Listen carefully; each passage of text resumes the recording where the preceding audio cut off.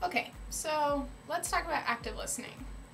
When I went to grad school in 2009, which feels like a century ago already, I thought I was a really good listener. It's half the reason I decided to become a counselor. And then I learned what active listening is, which is this wonderful new way of listening to people and making them feel valued and appreciated and understood, which is the whole point of being a therapist and a counselor, is looking at someone and going, yeah, I totally get you. So, I learned how to actively this, and I learned how to do it the right way. And I feel like if any of you out there who are in the business or in the practice of trying to make people feel important and valued, you could benefit from understanding some key elements of active listening. So let's talk about the obvious stuff. The first thing you need to know, which is kind of obvious, but we'll talk about it, face the speaker. So don't watch the TV, don't pretend that you're not listening, don't ignore someone or look off in the distance. If you're having a really important conversation, turn around, show that person that you actually give a damn, and then go from there. The other thing you want to do is you want to maintain eye contact. And maintaining eye contact is a little more delicate than, say, just looking at someone, because eye contact can become incredibly creepy if you maintain it for too long. I've been in plenty of situations in which I was forced to have like an eye contact war with someone because I felt like, oh, I shouldn't look away, I shouldn't look off to the side. But when you stare someone down, it can be really uncomfortable. So what I always do and what I recommend is, look at the person, look at their eyes, look at their nose, look at their forehead, kind of look around and observe them as a person. Don't, look at them all judgy. Don't get a contemptuous face but please don't do that, just ever.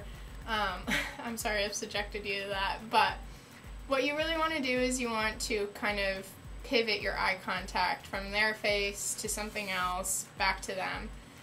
The problem is if you do too much of the pivoting, then you start looking nervous and weird, so it's really just something you need to work on. And the way I always approach working on issues that I can't really understand unless I have feedback, so, just ask someone to help you out if you feel like maybe it's something you need to work on. The second thing, which goes back to facing the speaker, is lose the distractions. So, I personally have a big problem with being able to listen to anyone when the TV's on and I'm on the phone, or when the TV's on, period. Like, I get completely wrapped up in my programs. So, turn off the TV, close the book, lose the distractions. If you're trying to make someone feel valued, you need to give them your undivided attention. That kind of goes without saying.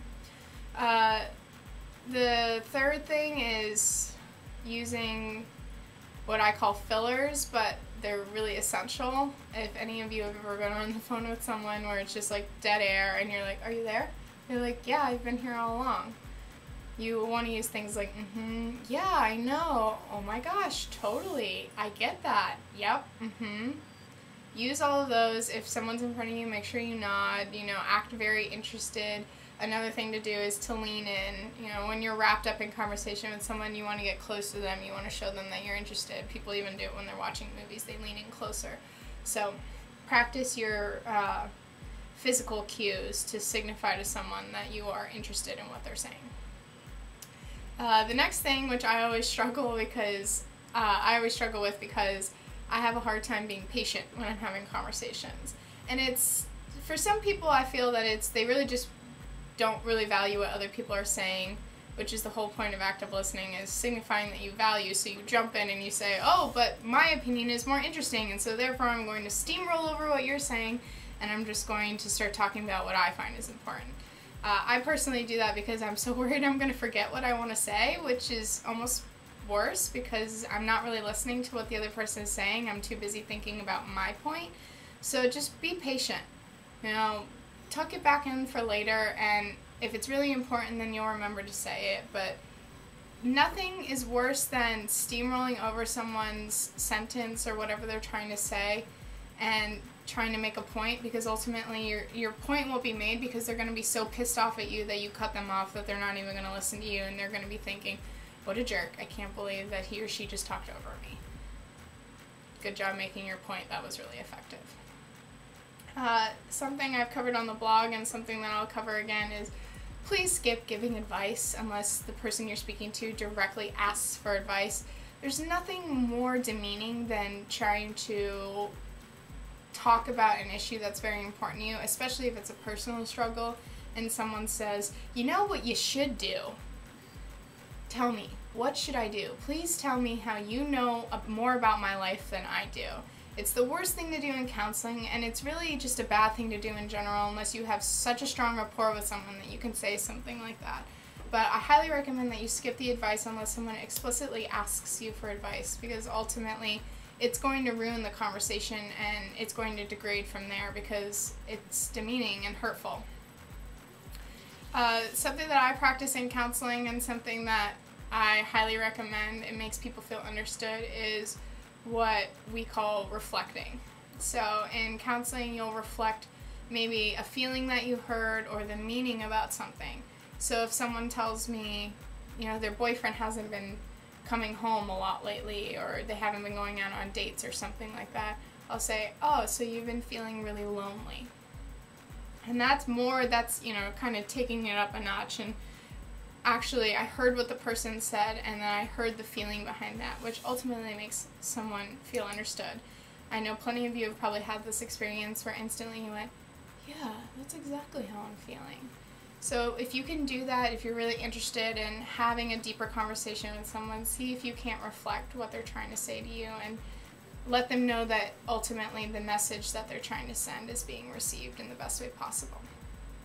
So the last thing that I will cover, and one that I overlook sometimes in the counseling session and is really essential, is get confirmation.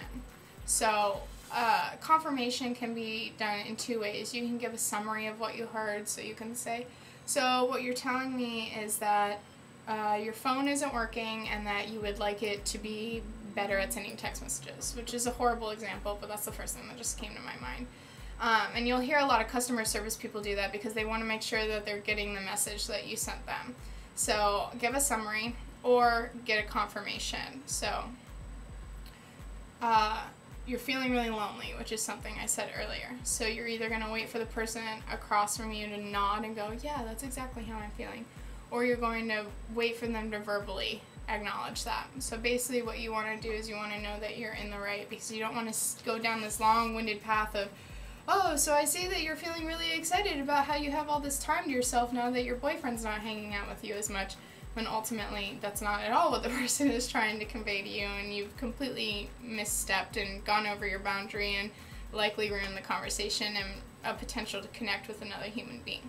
So I hope those active listening tips helped. I hope you enjoyed my dorky comment about texting services in the phone.